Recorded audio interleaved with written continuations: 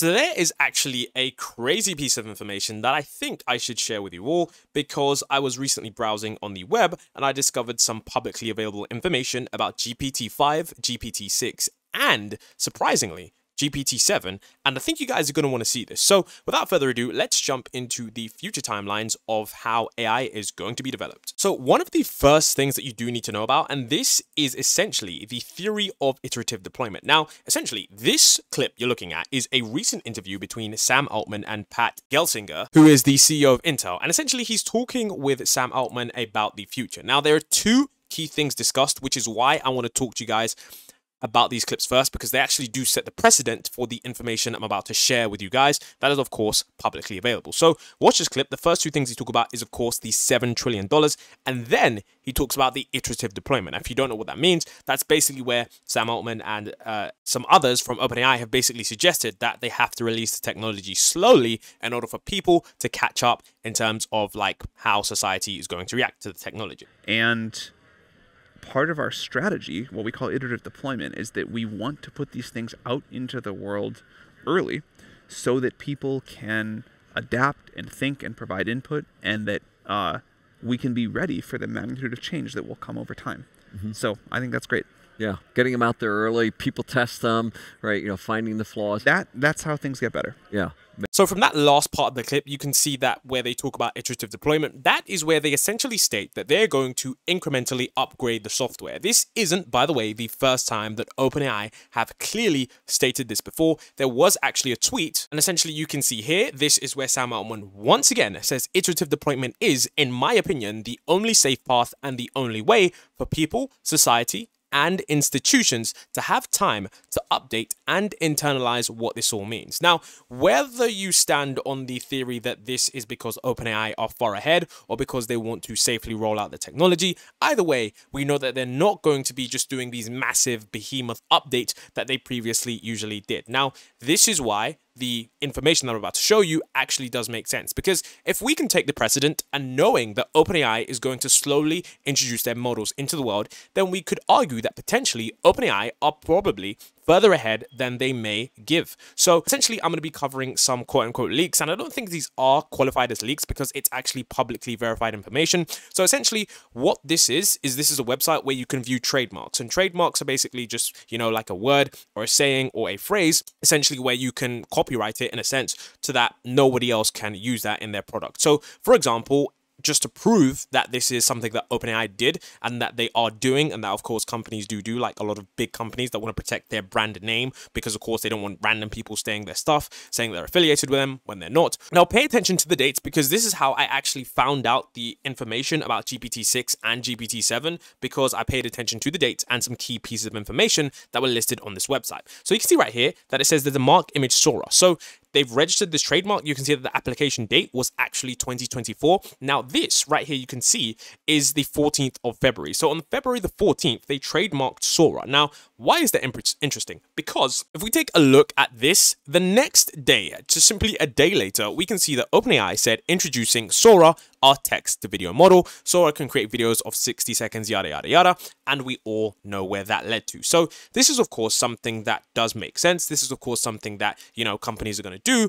But essentially, the reason why this was so fascinating was because there is a lot more information that you can see on this webpage that includes the future models. Now, one thing that I quickly do want to discuss quickly that is pretty crazy is that essentially a couple days after they trademarked GPT-V, there was actually quite a lot of speculation about what was going on. Now, GPT-V still could be an unknown version or model that could be potentially released, but some people have speculated as well that it could be vision or video, because of course GPT-4V is GPT-4 vision. So some people are speculating that the GPT-V trademark could be vision. Now, this is not the main meat of the video. This is just like a side bit that I wanted to add. Of course, in addition to that, OpenAI did actually around that same time when they trademarked V-test, they just put up this webpage as if they were about to announce something. Many leakers were tweeting that Sama, stop trolling us, we know you got something up your sleeve, and then they pretty much just didn't announce anything. Even though they filed a trademark as if they're about to announce something like they usually do, they didn't. But here's where things get super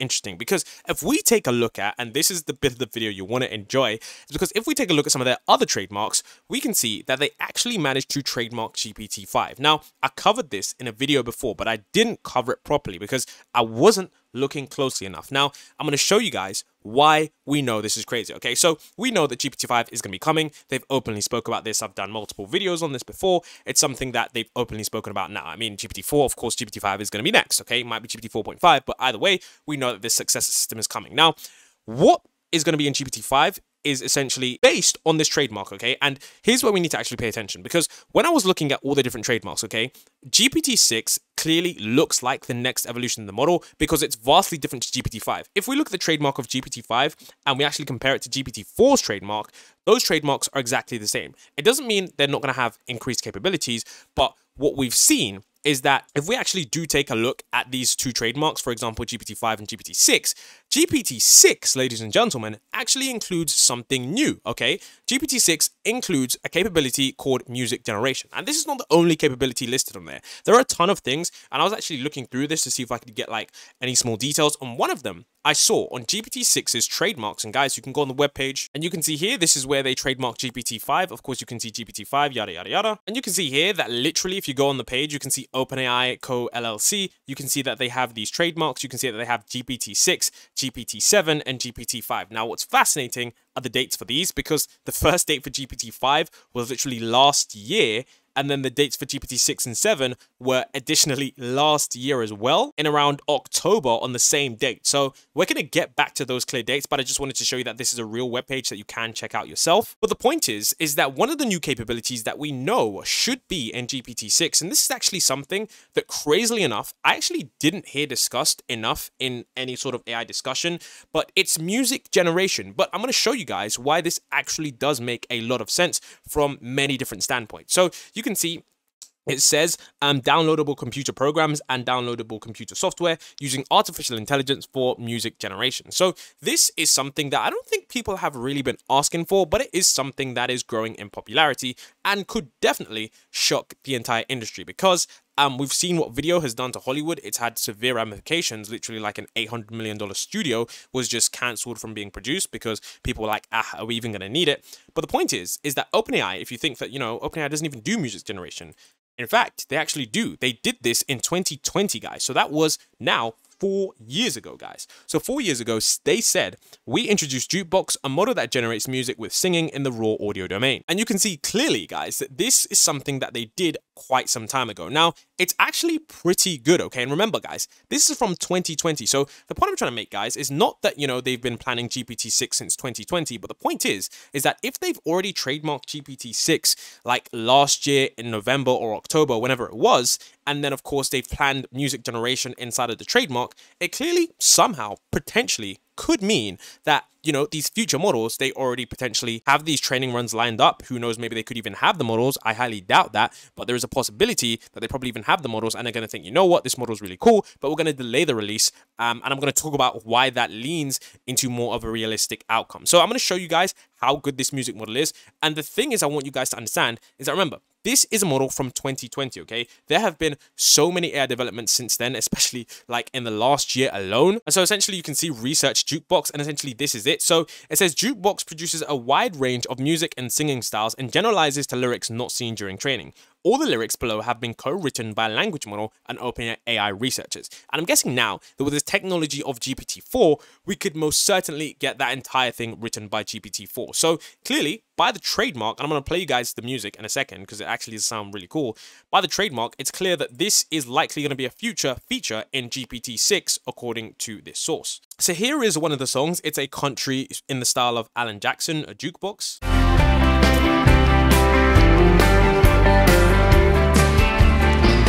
All you know it's gonna be alright. Let the dark moon spread away.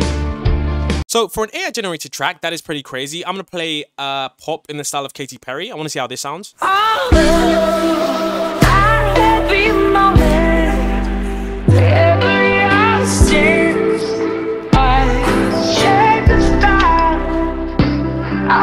mean, that is some pretty crazy stuff. So I think the future model, and this is something that I genuinely, it wasn't even on my radar that OpenAI would even be doing music. I mean, I did think it was a thing since other companies are going to be doing that, but I wasn't aware that this was like, it wasn't even on any kind of radar, to be fair.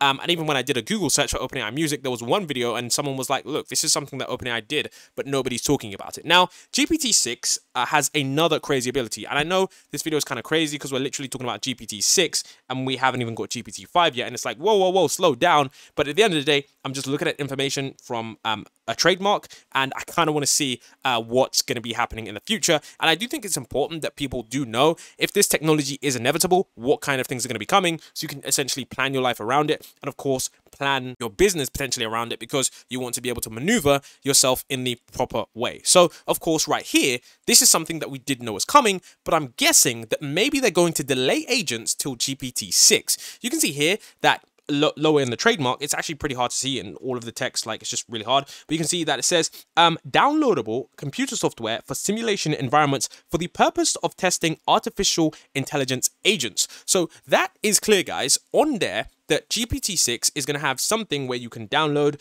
for maybe a simulation for testing AI agents. I mean, it's vaguely worded. It could be like AI agents. I mean, like if you look at all of this, like there's just a ton of different things that you could essentially extrapolate from that information. But AI agent is something that we know OpenAI are doing, because even recently there was an article that clearly states that you know, OpenAI shifts its battleground to software that operates devices and automate tasks. Now, the crazy thing about this is that kind of surprising, because I would think that, you know, maybe we would get GPT-5 with agents, maybe it would be a separate product, but it's clear that from this trademark that it's potentially going to be delayed into GPT-6, which I'm not upset at. I'm just excited that, you know, this is probably how we're going to get the future. But here's another caveat that I do just want to add throughout the, you know, of this video, throughout the remainder of this video, is that anything could happen, okay? Google or a random company could have a major breakthrough and they could force OpenAI to drop some of their best models.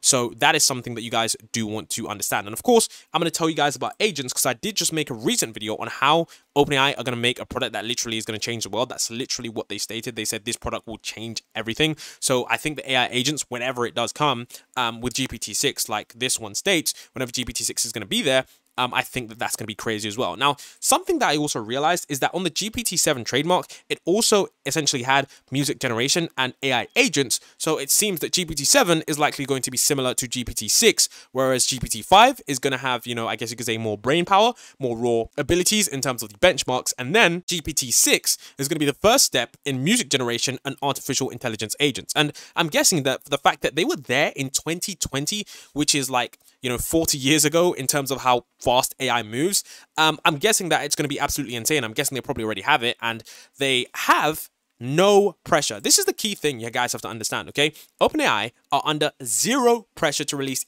any of the stuff that they have. Every model, everything that they have is just far, far ahead from the competitors. And that is why I think them talking about iterative deployment, I mean, it kind of works for them, because they don't need to release anything. They could, you know, have GPT-6 and be like, okay, we know what we got for GPT-6. We're going to have music generation. We're also probably going to have some, you know, AI agents in there. Then, of course, with GPT-7, we're probably just going to update that and refine it. And, of course, with GPT-5, we're going to make sure that the brain power is just increased significantly in terms of the reasoning ability, like many have discussed in certain research papers. So, of course, here, like, we're going to cover every single category, and I'm just going to prove it to you guys that OpenAI literally has zero pressure from a company standpoint. You can see right here that in terms of sound, this right here, guys, is music effects, okay? And this is good. I'm not going to lie to you guys, this is good. But the problem is that Google, for some reason, won't release this to the wider public. I don't know what they're afraid of. I don't know what they're scared of, but Google has a track record of not publishing things at all, okay? And they usually only do it until another company does it, and then by the time they do it, it's usually too slow. We saw that with Bard, we saw that with iterations of Gemini, and only recently have they been producing some stuff. And the point I'm making here with sound, of course, there's things like Suno AI, which is actually pretty good, and I'm going to show you guys how good this is because I think OpenAI knows that there's no major product right now that exists on the market. I mean, this, I'm going to show you guys actually, is actually pretty good, and I'm going to show you guys, you can see here that you can do a lot of different things, like we've got image effects. I wish I would release this. It's actually just amazing. And essentially, if I play this, it's lo-fi jazz for a quiet rainy day, influences from R&B with a catchy melody, atmospheric.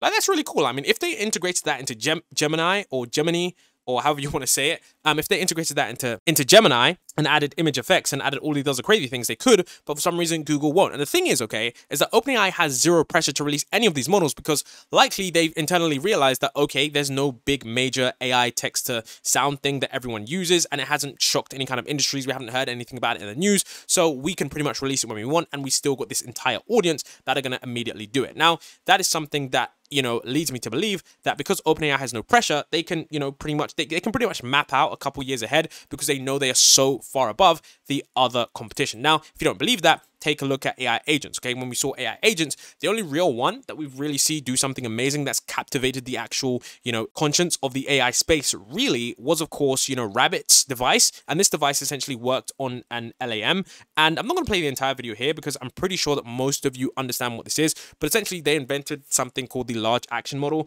And essentially, it was a new foundation model that they used to have an agent. And all you had to do was do one thing and then essentially imitate it. But the problem with this is that they haven't released this yet. So I'm guessing that if they release this and this is a major hit and everyone's using this and it's a new talk of the town, maybe, just maybe OpenAI rushes forward with their agents and maybe they push things forward, because it's clear that they've been thinking at least about agents since the GPT-6, you know, trademark filing. And that, if we look at the dates, you know, I think it was around the 10th month of last year. So that was a pretty far time away. So that just goes to show that it's literally been, I think, around 4 months now since then. So it's clear that they've been thinking about that, even though some articles recently came about that, you know, they've only now shifted to, you know, AI agents, when clearly that they've been thinking about this for quite some time. Now, in addition, they also have zero pressure from LLM companies. This is Claude. If you don't know what Claude is, it's largely because, you know, it's widely underused. I would say it's underrated. I would say it's pretty good. But the problem is that I don't think Claude have realized that, you know, the recent model, the only problem is that it refuses to answer many questions. Despite the answers being higher quality, it does refuse to answer a lot of your responses. And this has led to increasing frustration from, you know, some of the community members, because it clearly states here, you know, Claude's level of censorship makes it useless at times. I'm so fed up with Claude. And if you think this is just a cherry-picked comment from a sea of, you know, loving comments about Claude, I've done videos on Claude. I actually really like it, but the point I'm trying to make here, guys, is that LLMs, okay, in their current state, a lot of people still use ChatGPT. If you were to ask someone on the street or on the road about AI, about what kind of chat AI they use, everyone just says ChatGPT, okay? Nobody says Claude and nobody says Google's Gemini. And that is, of course, not only a marketing problem, but it's a problem from the point of, in terms of, you know, trying to put pressure on OpenAI in terms of developing faster and better models out to the public so we can get, you know, what's potentially the best software we can get our hands on. And I mean, I'm not, you know, advocating for faster deployment, because I do think that safety is paramount. I think that is a top priority. But the point here is that only until recently did we see some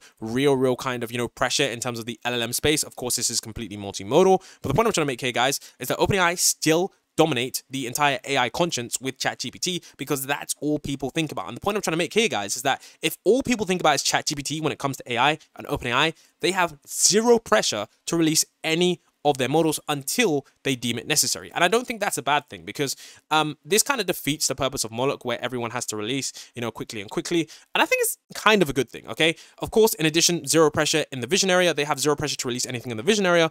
And that's why I brought up that earlier vision thing, because in vision, there was a new Apple multimodal AI. But the problem is, guys, like Sam Altman literally said this. He said that you can make an AI model that's better than ours. But the problem is, it's a product, okay? And the problem with a product is you have to market it, you have to get customers, you have to get, you know, a loyal user base, you have to get fans of the product, you have to get it organically shared. Those are additional problems, okay? And that is something that a lot of these companies are facing. And, you know, since it's from Apple, we know Apple takes years, okay? Apple beat it, but who even cares? Because Apple's going to take years to develop it into some, you know, fantasy product. We had the Oculus Rift, and Apple only recently came out with the Vision Pro. So Apple take years to refine their things, but I guess we're going to see if that does work in the AI space, because AI moves so rapidly. Now, in addition, we have video, and there was a thread comparing Runway to Sora. That I'll leave a link in the description, but the long story short is Sora just knocks everything out of the park. I mean, literally, you know, like a basketball in a park. You've seen how great Sora is. The point is, guys, is that if OpenAI would go ahead and release their video model just for, I don't know why they decided to show people what they're working on, but the point is that if they have a video model, and, you know, there are other entire companies that just do video models, and OpenAI was to completely, you know, demolish them in terms of the competition, just think about how far ahead they must be in that kind of, you know, reasoning department, which is where some of the, you know, key researchers are going to be. So I think that just goes to show where OpenAI is. I think that these, you know, of course, trademarks, I mean, it could be nothing, it could be entirely nothing, but I do think the fact that they've, you know, trademarked this quite a while ago, they've also stated that, you know, they're going to be working on agents, and the fact that, you know, if we take a look at the music generation paper that they released ages ago, you know, and of course, some of the samples that I saw showed us that they're clearly way ahead. It wouldn't be surprising if they do add this, and this kind of shows me that I think in the future, I'm not sure how Google or some of the other companies manage to even compete with OpenAI. I mean, if they have Sora, if they have, you know, the very best AI agents, of course, there are some companies that are competing. Of course, you've got Gemini that is actually doing some really cool stuff now with the context length. But OpenAI doesn't seem at least the least bit worried, because I'm guessing that, you know, I mean, we could say that, you know, and of course, with the dates of these, we can see that GPT-5 was trademarked in July. And then, of course, interestingly enough, GPT-6 and GPT-7 were trademarked just as around the time, just before Sam Altman was being fired. And what's really crazy that there was some real strange comments from Jamie Apple stating that, you know, we risk losing some key ride or die employees. The vibe shift was off, and that as soon as they, you know, trademarked GPT-6 and GPT-7, which is crazy because we don't even have GPT-5 yet. So what do you guys think about this? Do you think this is nothing? I think, okay, even though right now things exist in their current state where we're looking at the trademarks and we try to think that, okay, maybe because GPT-6 has, you know, music generation, and then of course it also has, you know, AI agents, maybe that's what we're going to get. But, you know, something in the next 6 months could completely change the entire landscape, that maybe we don't get these kind of models. Maybe OpenAI changes. We've seen that OpenAI literally blew up as a company before, so anything is possible. OpenAI could you know, change its entire structure to be, you know, working with the government now, because of course the craziest thing about this company is that they are sitting on some really hefty technology if they manage to get to AGI and ASI, because if it's powerful the nukes, as some of the AI researchers claim, then we're going to be in a situation where I'm sure somehow the government is going to get involved, and at that stage I don't think there's going to be any kind of information being leaked, because the US government are just so secure about all of their stuff, and if anything gets leaked, I mean, they find out exactly who does that. So with that being said, do you think this is just a whole lot of hogwash? It's just, you know, complete speculation, or do you think that this is going to be the future we're moving to? I largely think that potentially music generations, OpenAI already knocked it out of the park. With AI agents, it's clearly, you know, they've already stated that they're going to be doing that anyways. And with the future iterations of models, GPT-6 and GPT-7 could look completely different to what we even think. So that's definitely something I think we should all pay attention to. And if you did enjoy this video, you did enjoy the discussion, don't forget to leave a comment, because I do want to see what you guys thought about this, because there was a lot of discussion on Twitter and a lot of people had varying opinions.